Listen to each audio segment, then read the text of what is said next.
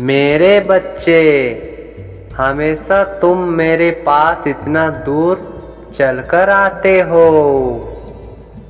आज मैं स्वयं तुम्हारे पास चलकर आई हूँ। तुम जो मुझे बार बार पुकारते हो, मेरे हृदय को तुम्हारी पुकार पहुँच जाती है। तुम जो रास्ते की कठिनाइयों को झेलकर मुझ तक पहुँचते हो, मुझसे इतना प्रेम करते हो कि कठिनाइयों को नज़रअंदाज कर देते हो। तुम्हारे हृदय में विद्यमान स्वयं के प्रति भक्ति भावना को देखकर मैं स्वयं को तुम्हारे प्रेम से वंचित नहीं रख पाती हूँ। जीवन की कठिनाइयों के पश्चात सफलता उसी तरह प्राप्त होती है जिस प्रकार ऊंचाइयों पर चढ़कर कठिनाइयों को झेलकर तुम मुझ तक पहुँचते हो और तुम्हारे जीवन की कोई भी मांगी मनोकामना पूर्ण होती है।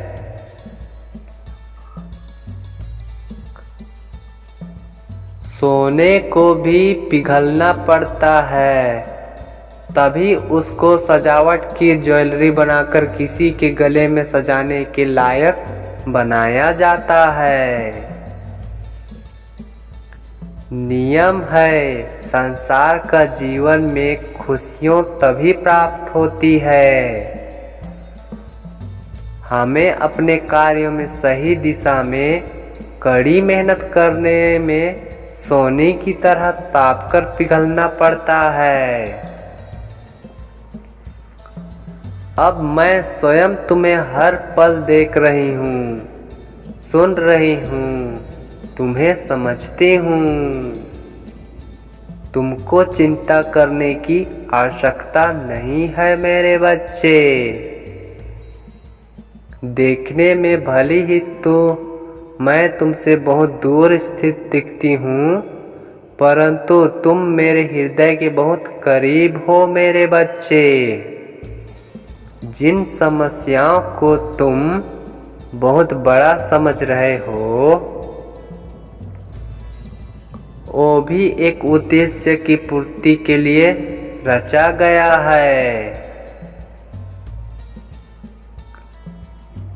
तुम्हारे जीवन में अभी जो घटित हो रहा है, उसके पीछे भी एक बहुत बड़ा उद्देश्य समाहित है।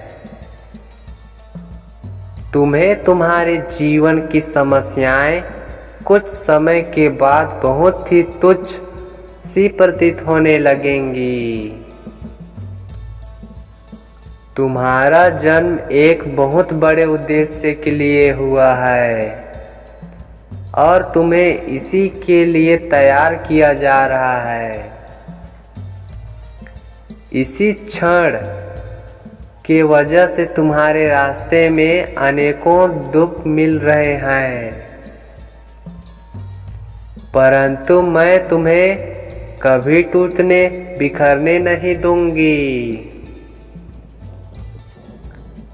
बल्कि तुम्हारे साथ रहकर तुम्हें हर तकलीफ से बचाकर रखूंगी, तुम्हारा हाथ थाम कर रखूंगी। तुम्हारे मार्गदर्शन में हमेशा तुम्हारी सहायता करूंगी। मेरे अगले संदेश की प्रतीक्षा करना मेरे बच्चे। ईश्वर तुम्हारे सदैव साथ हैं। तुम्हारा कल्याण हो मेरे बच्चे।